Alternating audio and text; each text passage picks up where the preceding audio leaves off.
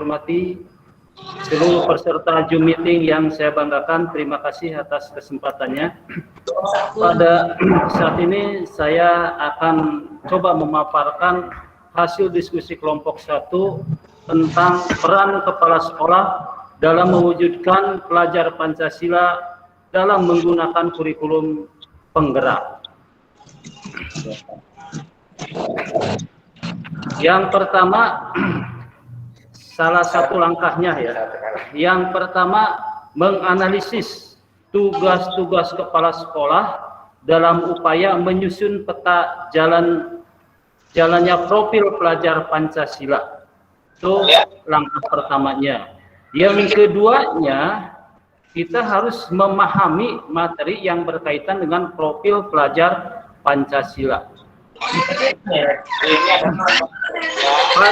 Pada triwulan yang pertama, saya akan coba mensosialisasikan dengan warga sekolah.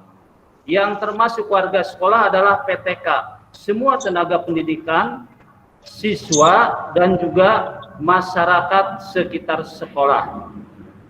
Yang berikutnya, mengadakan pelatihan terkait materi profil pelajar Pancasila. Pada triwulan yang keduanya atau semester 1 menyusun gimana? Pada triwulan yang keduanya semester 1 menyusun kurikulum atau dokumen 2 sekolah penggerak yang memuat nilai-nilai profil pelajar Pancasila. Berikutnya, menyusun kurikulum atau dokumen 1 sekolah penggerak yang memuat nilai-nilai profil pelajar Pancasila. Yang seterusnya, melaksanakan pembelajaran berdasarkan kurikulum sekolah penggerak yang memuat nilai-nilai profil pelajar Pancasila.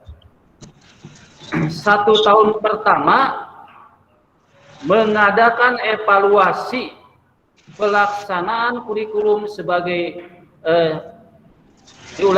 mengadakan evaluasi terkait pelaksanaan kurikulum sekolah penggerak yang memuat nilai-nilai pelajar Pancasila. Yang berikutnya, menyusun rencana tindak lanjut atau RTL dari hasil evaluasi yang telah dilakukan. Terima kasih, mungkin itu paparan dari saya. Mohon maaf kalau kurang pas. Billahi taufiq wal hidayah. Assalamualaikum warahmatullahi wabarakatuh.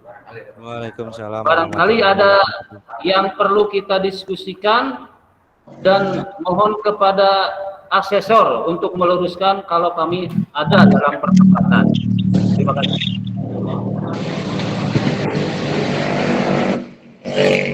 Sekarang yang mulai. Hah? Udah diklik pun? Oh. Di mute diklik ya. Di mute dulu. Oh. Yang di mute dulu. Yang punya saya ya. Halo? Di mute. Mohon izin boleh bertanya, Pak narasumber? Ya, siap. Ya. Ya. Terima kasih paparannya Pak narasumber, mantap, cakep banget, pengawas. Oke, dalam paparan kurikulum tadi hanya satu hal yang belum saya pahami. Di situ menyebutkan Pak narasumber tadi ada dokumen 1 dan dokumen 2 dalam kurikulum. Tapi pada kenyataannya di lapangan itu hanya yang ada dalam satu bab kurikulum itu hanya ada dokumen 1. Apakah ada kewajiban dokumen 2-nya disatukan di sana? Terima kasih. Assalamualaikum warahmatullahi wabarakatuh. Ya, terima kasih Pak Yayan ya atas masukannya, atas pertanyaannya. Mudah-mudahan apa yang akan saya jawab bisa memuaskan. Walaupun sebenarnya saya bukan alat pemuas ya. Amin. Itu memang dokumen 2-nya ya itu harus diadakan ya. Ini untuk melengkapi kalau misalnya kita belum sesuai dengan harapan kita. Itu mungkin. Untuk Oke. sementara jawabannya. Dari anggota kelompok 1 barangkali ada yang menambahkan kekurangan jawaban saya, ya silakan. Cukup lah, cukup. Oh ya, terima kasih. Bagus ya. Oke. Oke, dilanjut Mangga. Mau bertanya, Pak? Ya, siap. Silakan. Terima kasih. Saya mau izin bertanya kaitan dengan peran kepala sekolah dalam menentukan penyusunan kurikulum sekolah penggerak ini. Yang pertama di sana bahwa kepala sekolah itu sebelum menyusun kurikulum sekolah penggerak, diantaranya yaitu menganalisis tugas kepala sekolah dalam upaya mencari relevansinya mungkin dengan realisasi yang akan kita laksanakan. Ya.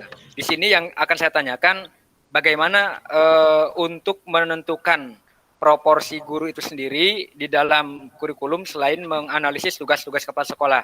Apakah guru juga nanti dibuat analisis tugas-tugasnya sehingga kepala sekolah bisa menentukan tugas-tugas pokok dan fungsi guru di dalam menjalankan kurikulum sekolah penggerak ini. Terima kasih, Pak. Ya, terima kasih atas pertanyaannya. Saya akan coba menjawab ya. Jelas bahwa kepala sekolah supaya efektif dalam mencapai harapan kurikulum sekolah penggerak itu harus menganalisis tugas-tugasnya dulu ya. Setelah paham atas tugasnya, mereka akan tidak akan menjalankan hal-hal yang di luar tugasnya. Tuh ya. Dan juga guru nanti supaya juga bisa mencapai kurikulum sekolah penggerak sama dengan kepala sekolah, otomatis harus memahami tugas-tugasnya gitu. Itu mungkin untuk ya gimana? Ya, makasih. Yang itu Pak, yang kaitan dengan pengelolaan analisis tugas-tugas guru sendiri nanti punya opsi di dalam penyelenggaraan pelaksanaan kurikulum itu sendiri bagaimana, Pak? Apanya kurang jelas apa yang di ini? Kalau tadi kan tugas menganalisis tugas kepala sekolah. Kalau untuk menganalisis tugas guru sendiri, apakah juga merupakan bagian dari tugas kepala sekolah yang nanti akan ditentukan? Apakah guru punya fungsi dan pokok dalam menjalankan kurikulum atau mau bagaimana, Pak? Ya, terima kasih. Akan saya coba menjawab ya. Karena posisi kepala sekolah di sekolah itu selain top leader, selain top manajer di sekolah itu juga punya tugas mensupervisor guru-guru di sekolahnya. Oleh karenanya harus tahu juga tupoksi gurunya, sehingga ketika ada kesalahan dalam mengelola pembelajaran dalam upaya mencapai capaian pendidikan, kepala sekolah bisa mengarahkannya untuk ke arah yang lebih baik. Itu mungkin untuk sementara jawaban saya. Boleh menambahkan? Terima kasih. Terima kasih. Ya, silakan Pak. Mohon izin menambahkan. Ya, diizinkan. Oke, terima kasih. Mungkin yang dimaksud dengan Pak Didi adalah semacam tupoksi guru. Kita sebagai kepala sekolah kan punya wewenang untuk istilahnya mensupervisi guru dan kelas. Nah, itu kita gunakan. Jadi dalam program ini, kalau misalnya kita ngambil program contoh yang sekarang sekolah penggerak, ya kita sosialisasikan ke guru. Setelah itu kita berikan pengarahan dan karena mereka juga sudah dilatih dan dididik dari program ini, ya nanti mungkin 1 minggu atau 2 minggu kemudian kita supervisi kembali. Adakah program yang menyimpang dari aturan itu atau apakah ada program yang tidak dilaksanakan? Nah, dari situlah kita baru bisa nanti mengejar target dari posisi itu guru itu sendiri. Lakukan tindak lanjut. Iya, dengan tindak lanjut yang berikutnya dengan inovasi yang baru. Mungkin hanya itu tambahannya. Terima kasih. Mohon maaf Pak Pengawas. Iya, terima kasih tambahannya, ini jadi menambah referensi buat saya ya. Benar adanya bahwa ketika kita memberikan arahan dan bimbingan, perlu kita nilai kembali apakah memang guru kita, rekan kita bertugas itu istilahnya sudah melakukan perubahan sesuai dengan harapan kita. Itu mungkin ya. Terima kasih Pak Yayan. Ya, terima kasih banyak Pak atas Oke. jawaban dan masukan dari rekan-rekan yang lain.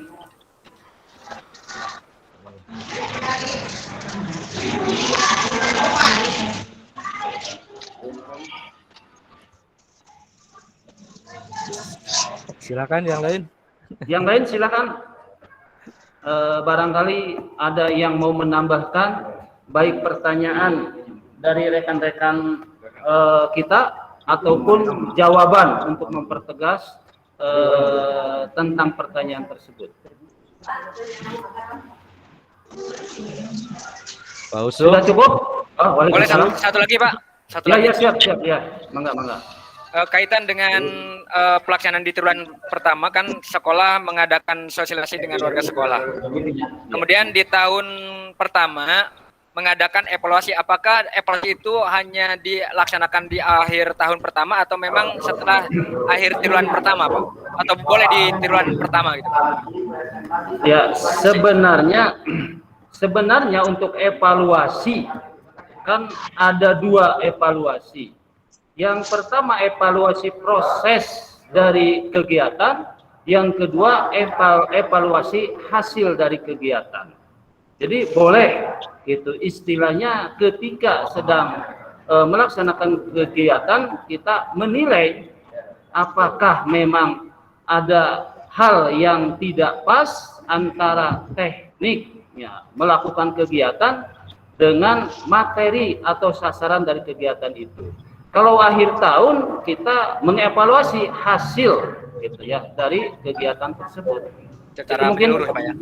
Ya, itu mungkin. Terima kasih. Terima kasih banyak. Ya. Sedikit menambahkan. Ya, mangga. Ya. Paham, Pak. Untuk mengevaluasi, Ya. artinya ada evaluasi proses, artinya ketika sedang berjalan, gitu ya. Ya. Tapi untuk evaluasi penuh, nanti kita sampai akhir tahun. Itu yang menurut hemat saya lebih baik, artinya untuk perubahan ke kurikulum berikutnya. Ya. Selama proses kita sebagai ada catatan-catatan, ya nanti pas akhir tahun, 1 tahun berjalan, maka kita evaluasi mana kelemahan dan mana kekuatannya. Yang kelemahan mungkin kita ganti, kita rubah di tahun berikutnya. Ya mungkin itu hanya.